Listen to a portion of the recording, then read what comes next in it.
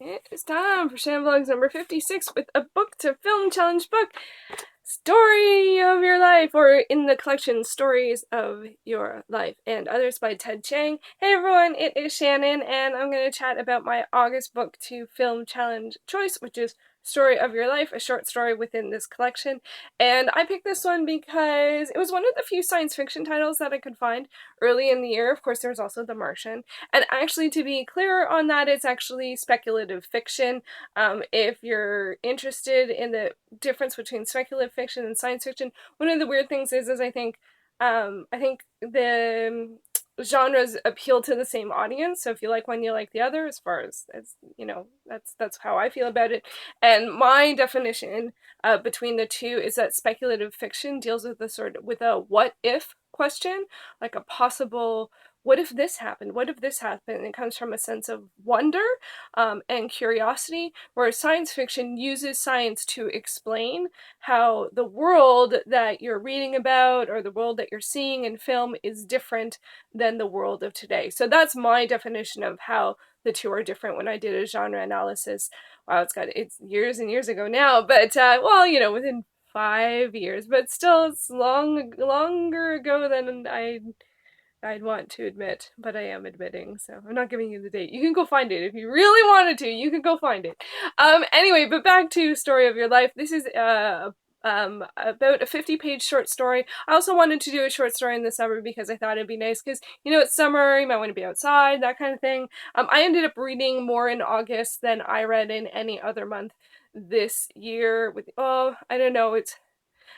See, short stories totally throw me off, but before I get into sort of just reading stuff, like, more meta, let's get to the story. And I actually really enjoyed this story. It is about a woman who is hired to work on a project that involves aliens that come to Earth, and she is a linguist, and she is tasked with communicating with the aliens. So it's pretty cool because it's like right out there. There's aliens, like like it sort of takes that jump, and it's a very different perspective.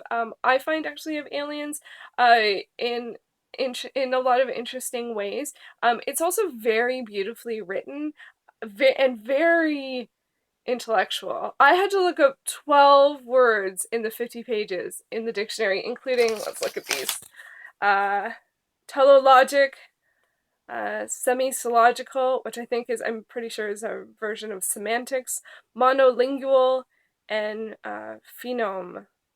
I don't know if I was pronouncing that right.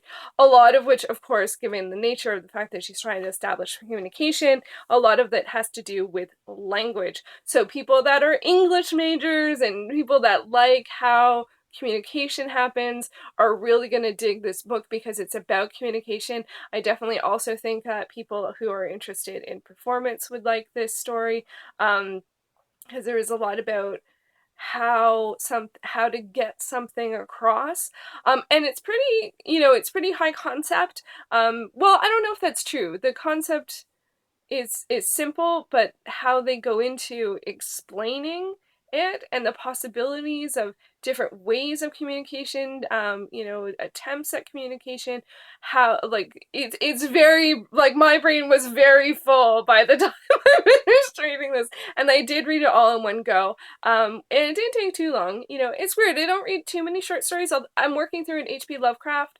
anthology, but generally I don't read a lot of short stories, so I wanted to try that out. And I have to read the other stories in this book because otherwise it'll just sit on my currently reading list on Goodreads. And I want to. They're all, as far as I understand, they're all speculative fiction. That is Ted Chiang, the author's forte.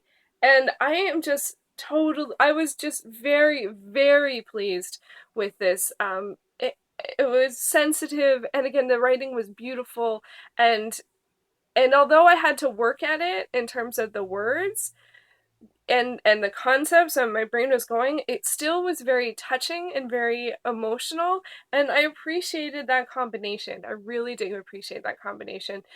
So it definitely was brainier than some of the other choices I've made. Actually, I don't know if that's true. I don't know if that's true. They're all pretty. I don't know. They're all like work. All the books I picked work on different levels. And yeah, so some information on the film. If you don't want to know anything about the film, you can just, if you feel like that spoilers, you can just, check that here and definitely check it out. I would highly recommend reading it. I really, really enjoyed it. I don't think I could rate it as a story on Goodreads, but I definitely would have given it 5 out of 5. And like, I'll probably give the book 5 out of 5 just because I like that story that much. Is that horrible to say? I've been thinking about doing another vlog on ratings, but and how to choose ratings, but I haven't fully formed about that. So anyway, I love the story. It was very creative. It was very compelling. It was very compassionate, and I appreciate that because right now we have a lot of stuff that's like very dark, and sinister and horror elemented, horror oriented, and horror in the guise of sci-fi, horror in the setting of sci-fi, and this was very not like that. Like, it was very compassionate. I'm going to be curious to see how the film takes place. It's currently set for 2016, although there is no specific date connected with that. It's being directed by Denis Villeneuve. I know him from Incendies and Polytechnique. He is a Quebecois director, Canadian director, but I can pretty much say he's pretty well known now for Prisoners, which came out last year or the year before and stars Hugh Jackman. I think it's Hugh Jackman. I haven't seen it. He also did Enemy, I think, with Jake Gyllenhaal, and um, I really, really have appreciated his work. Um, Polytechnique, if you're not familiar, it was a massacre, a Montreal massacre shooting at a school, and in the late 80s or early 90s. And I was shocked when I heard that someone was gonna make that into a movie. Like, why? Like, what? Why would you want to do that? But when I saw it, it was so powerful. And then Ensemble, which was the Canadian, I'm pretty sure it was the Canadian entry into the Oscars the year. I don't know, it might have won. I'm not sure. It won like all of the awards in Canada. Like every award you could win in Canada, it pretty much won.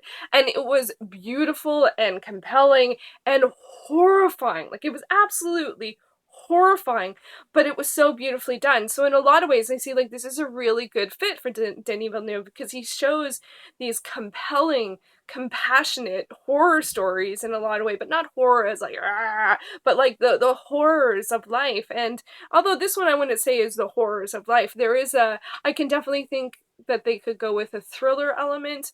But I haven't seen Prisoners or Enemy yet, but I would imagine they also have this odd sense of compassion within a horrible situation. I hope they do. For me, it feels like his trademark, understanding humans in times of horrific experience seems to be something that he works with really well. Now that's a bit heavy for what I interpreted from this, the compassion part, yes, the horror part. I don't there's I think there's things they can pull from, but not sure if that's where they're going to go because almost no information has been out other than he's directing, and the cast includes Amy Adams in the lead role. Jeremy Renner is also in it, and Forest Whittaker is also in it. So I haven't heard much more than that. This one's really a lot earlier on the train than some of the other book to film challenge choices I've had for this year, which the films are either already out or they're coming out this year. But sometimes I like reading the book a lot ahead of time, but and especially before the trailers come out. So this one, it's like way ahead of the train. I'll probably be able to, read the rest of the stories in the book before the actual story that's being adapted comes out.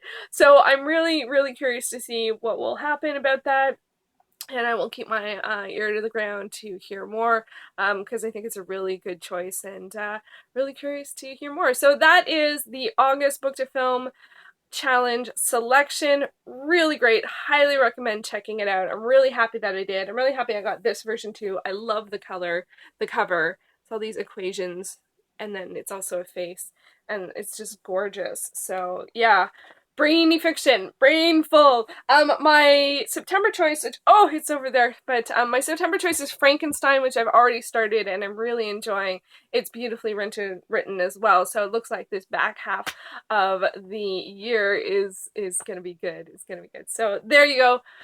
Story of Your Life by Ted Chiang being adapted into a film. Looking forward to it. Okay, thanks for watching.